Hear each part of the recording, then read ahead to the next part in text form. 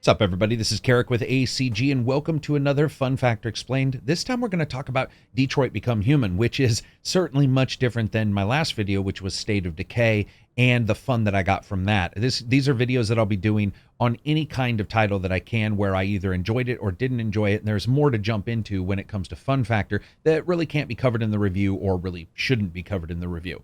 So let's just jump straight into these. I appreciate everybody watching.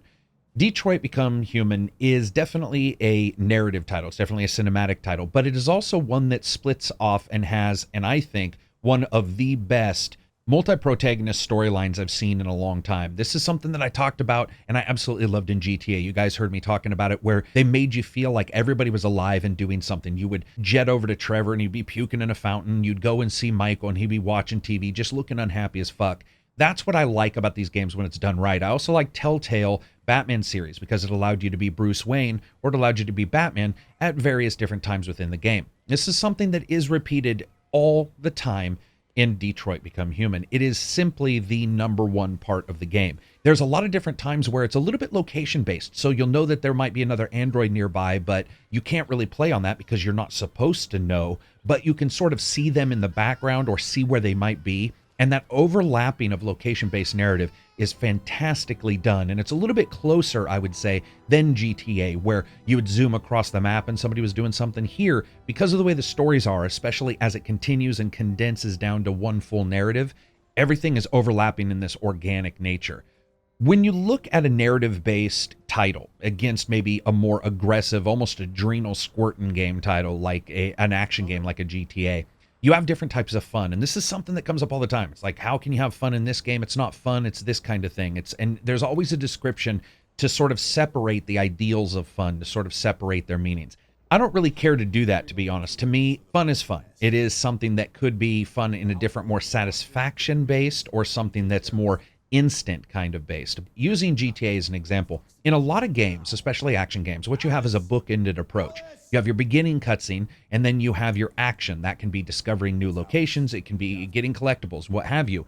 And really, every cutscene is some kind of summary of what you've done prior, what you've done a moment before. That's because the actions themselves that you're taking in between sort of define your game state. It's like, thank you, you found the tow truck. Thank you, you found out about the girlfriend. And it's like, congratulations, congratulations, congratulations at all times. What happens in a more narrative-driven game is you are more in the moment almost the entire time. It doesn't really break out of that. You get to build on the moments a little bit quicker. You get to bookend a little bit quicker. And in fact, in a game like Detroit, you're really bookending your congratulations right away. You're booking your successes and your failures right then when it occurs. And it's not one of those things where you maybe go and kill 10 people and then save one person and you go to a cutscene and somebody's like, congratulations, man, good job.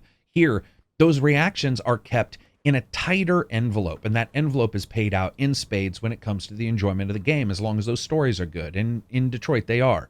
There really is the discussion about the slow burn kind of delivery of narrative in these games. When you look at a movie, it's usually the starting, the middle, and the ending all truncated into a 2 to 3 hour space.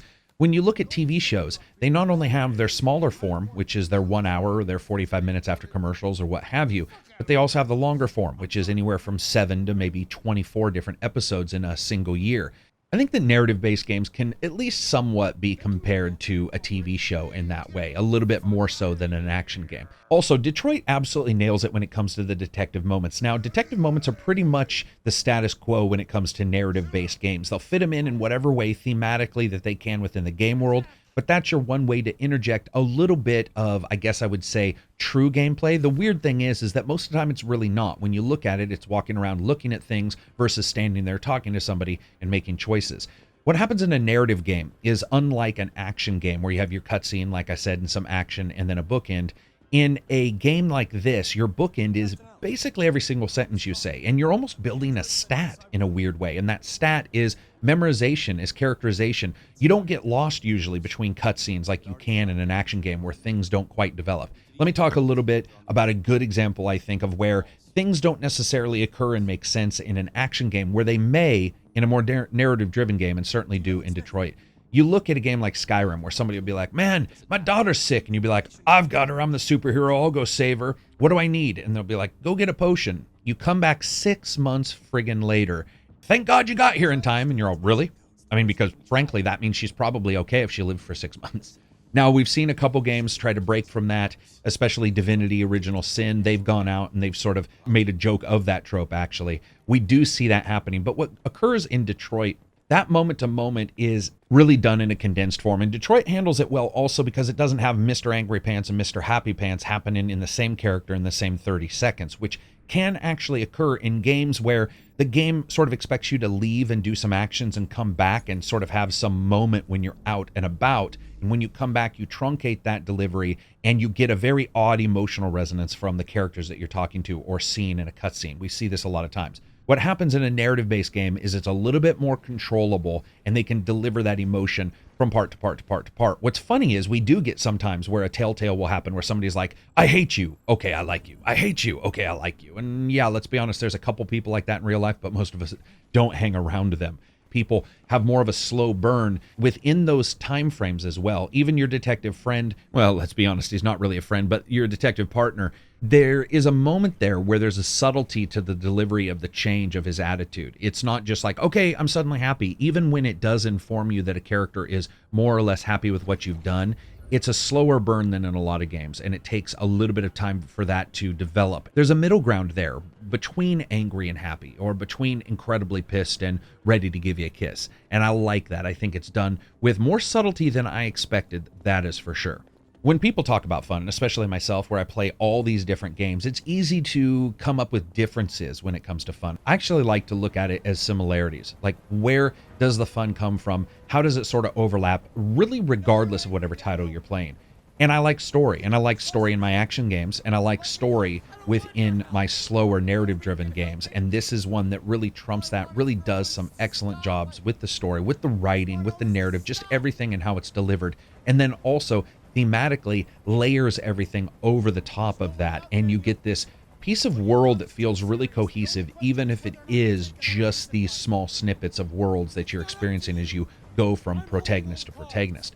So that's it for me. I would like to hear what you guys think about this, because we are getting to a point where narrative-driven games, especially with the graphics that they can employ and offer, really shocking people with how close they can look to humans, the uncanny valley kind of thing. But at the same time, you get a pushback where people want more and more action and less cinematics. And I want to know what you guys think. What do you like, dislike? What do you find fun about a game like this? What do you find fun about any game that you're playing, and how do you define it? Because I think it can be a little bit different for each person. But also, let's find some similarities out there, because I'm sure they exist. So anyway, that's it for me. I hope you guys liked the video. If you did, give it a thumbs up. If you didn't, give it a thumbs down. Peace out, and enjoy the rest of your week.